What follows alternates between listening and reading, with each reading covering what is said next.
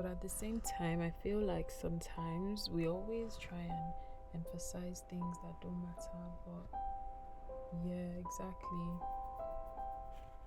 No, no. Actually, I was just thinking about going to do something else. So, Hi, Lord presents me again. You thought ignoring me would make me disappear? You thought really new people would erase our old memories? We both know ignoring me only makes me more dangerous. I know where you sleep, I know where you live, I know where you work, and I know your deepest wounds and your most suppressed thoughts. Because I am the wounds, and they are me. You buried me, thinking time would heal you, but as you can see, I'm not dead.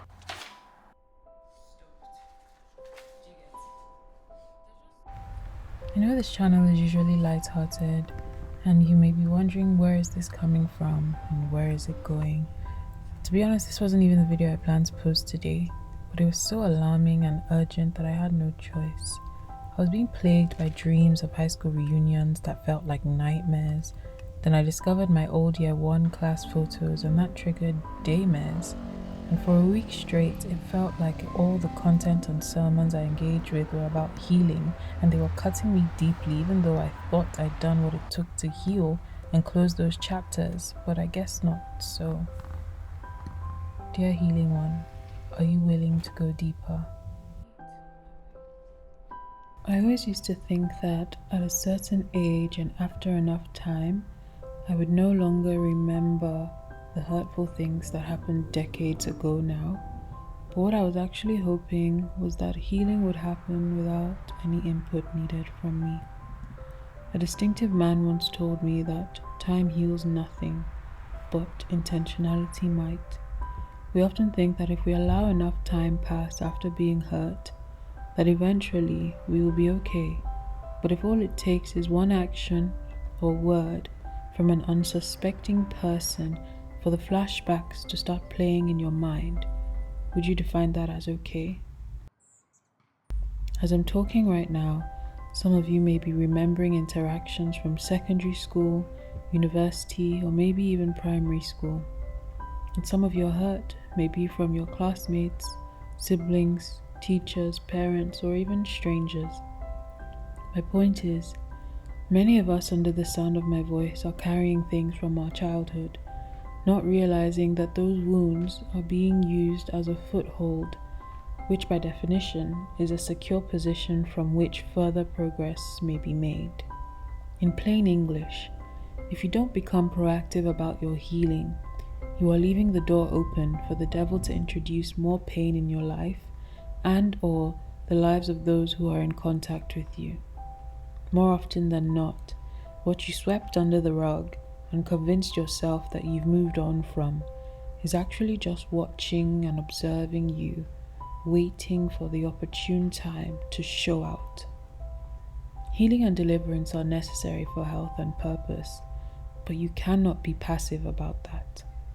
This is 2026, and you've been carrying weight in your heart for over a decade, maybe even 2, that you don't even realize has shaped the way you think about places, individuals, and even yourself.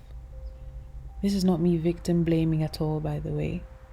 The verbal, physical, and sexual abuse taking place in primary, secondary, university, churches, all other institutions needs to be called out, needs to be investigated, needs to be addressed and stopped, always. Even when minors abuse fellow minors and masquerade it as a relationship in primary school, it's still wrong. And quite frankly, in my opinion, it's behavior they learned from external influences, be it online or in person. But my point here is, your pain was not your fault, but unfortunately, your true and full healing must be your responsibility. Because if you don't take a step towards being unburdened, you will remain heavy. Even Jesus said, "Come to me, all who are weary and burdened, and I will give you rest." You have to take a conscious step in his direction to arrive at rest. The devil, aka the thief, aka the murderer, aka the destroyer, cannot create anything himself. So instead, he tries to ruin what was made by inserting evil or darkness into it. That's how, for example, here, a baby boy whose purpose at birth was to form a Bible study group as a teenage boy for other teenage boys to be on fire for Christ. That baby boy could be molested as a child by a teenage boy. And without taking steps towards healing, when he becomes a teenage boy himself, he could use his gift of influence that was initially made so that he could make that Bible study group to instead champion hypersexuality or homosexuality, aka things that offend God, instead of doing what God actually made him to do. This is why an unhealed heart is so dangerous. You see, one of the heart's functions is to supply oxygen through the blood to the rest of the body and then collect carbon dioxide. An unhealed heart, or what the doctors called a diseased heart, compromises that process, therefore compromising the life of the body it serves in. That can be body lowercase b, but it can also be body uppercase B in this instance. Your healing or lack of healing can and will affect and influence your siblings, your spouse, your children, your co-workers, and possibly even strangers that happen to encounter you on a rough day. Talking from experience, before I submitted myself to God after a heavy breakdown and asked Him to heal me of the things that I didn't know I was still carrying, there was a certain time that if I saw fingernails, long fingernails on a man, I would tense up and immediately check out of whatever was being said. One day, the idea was put before me that if I was sent somewhere to help someone, or God sent someone to me to help me, and they had long fingernails and they happened to be a man, would I refuse to help them? Or would I reject the help from them? If I have authority and dominion over the earth, why should fingernails be the one thing that can shut me down at just its sight? Something so insignificant. I no longer wanted my actions to be controlled by the memories of actions that I didn't even take myself. So I started praying for the Holy Spirit to help me. And then I watched a sermon that spoke about forgiveness and how unforgiveness blocks us up from actually living. And then I had to think about forgiving everyone I blamed, even those that I didn't know that I was blaming, including myself. And I entered into a heart posture of counting the cost of forgiveness and asking myself the tough questions. If I saw these people in person, thinking that after all these years, time would have healed me, would I be able to give them a hug? Would I even say hello? Or would I act like I never saw them and possibly run in the other direction? Then the Holy Spirit nudged me to do the most peculiar thing. He asked me to pray for their own healing, all the people I was blaming. He asked me to pray that they would be healed and that they would also forgive themselves. I was confused, but I obliged.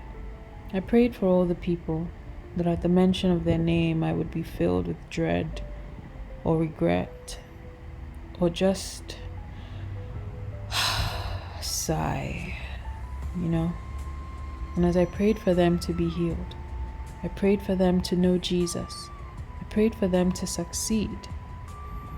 Something was happening in me. As I prayed for their healing, I started healing, and then laughing, and then crying, and dancing. It reminded me of how Abraham was praying for the healing of those that could not have babies in the house of that king. And then the next chapter, it says his wife was pregnant.